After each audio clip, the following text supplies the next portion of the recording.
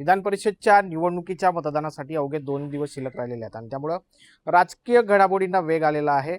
परभणीमध्ये देखील राजकीय घडामोडींना वेग येताना पाहायला मिळतंय. महायुतीच्या अ, अ, उमेदवारांना जे आहे ते आपले मतदार सहलीसाठी पाठवल्याची चर्चा आहे. दुसरीकडे महाविकास आघाडीमध्ये सध्या काय सुरू आहे या संदर्भात बोलण्यासाठी आपल्यासोबत महाविकास आघाडीचे उमेदवार डॉक्टर विवेक नांदर आहेत. कसा प्रचार सुरू आहे? एकदम चांगला प्रचार सुरू आहे. हम्म. भेटीगाठींच्या 2 फेऱ्या पूर्ण झालेल्या आहेत हम्म. आणि आता सुद्धा आम्ही काही की वोटर्सना सगळ्यांशी चर्चा करत आहोत आणि अत्यंत चांगला प्रतिसाद आहे. निवडणूक ही प्रतिष्ठेची नाही असं तुमच्यासोबतची जी निवडणूक आहे ती प्रतिष्ठेची नाही असं बांगर म्हणतात. हे काळ ठरवेल प्रतिष्ठा कोणाची लागलेली आहे ते. आज आपण ह्या विषयावर आज बोलणं उचित नाही. कारण महाविकास आघाडीमधला जे माजी आमदार आहेत काँग्रेसचे त्यांचा मुलगा रिंगणात आहे आणि त्यामुळं महाविकास आघाडीतलं सगळं गणित बिघडलंय असं देखील ते म्हणाले. नाही, असं काहीच नाही आहे.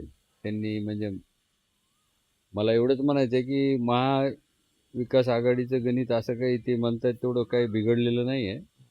थोड्या बहुत प्रमाणामध्ये स्थानिक परभणीच्या पातळीवर काही घडामोडी असू शकतात, पण दोन्ही जिल्ह्यामधले जे मतदार आहेत इतर नगरपालिकांमधले आणि जिल्हा परिषदांमधले तिथं कुठलीही अडचण येणार नाही.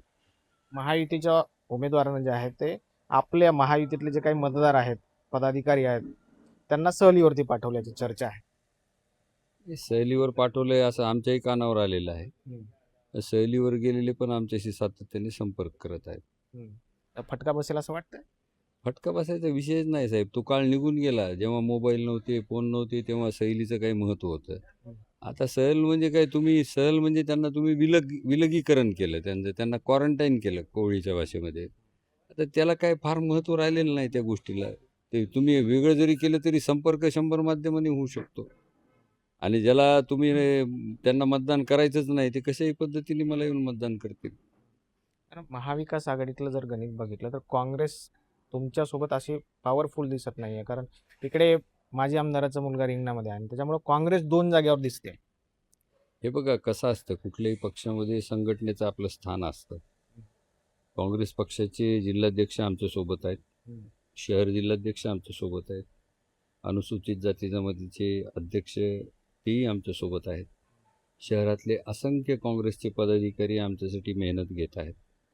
काही नगरसेवक जर तिकडे गेले ह्याचा अर्थ काँग्रेस पक्ष गेला असं आपण समजू नका. येणाऱ्या काळात तुम्हाला ते मतपेटीमधून दिसेल. लढत कोणासोबत असणार आहे? आमची लढत ही महायुतीच्या उमेदवारासोबत आहे. महायुतीचे उमेदवार हे अधिकृत उमेदवार आहेत आणि त्यामुळं आमची लढत त्यांच्यासोबत. घोडा मैदान जवळ आलं असलं तरी मात्र दावे जे आहेत ते महायुतीकडनं केले जातात. निवडणूक आहे, दावे प्रतिदावे होतच असतात. आम्ही थोडंसं कमी बोलून कार्य करण्याच्या मानसिकतेचे आहोत आणि तुम्हाला त्याचा रिझल्ट 18 तारखेला दिसेल. विश्वास आहे? 100%. पण बघतोय की डॉक्टर विवेक नावंदर होते आणि महाविकास आघाडीमध्ये सध्या सगळं काही अलबेल आहे असं त्यांचं म्हणणं आहे. येत्या घोडा मैदान जे आहे ते जवळ आहे आणि येत्या काही दिवसामध्ये हे सगळं चित्र स्पष्ट होईल असं त्यांचं मत आहे. कॅमेरापर्सन सुदर्शन पाटील सह ज्ञानेश्वर सोनरा, TV9 मराठी, परभणी.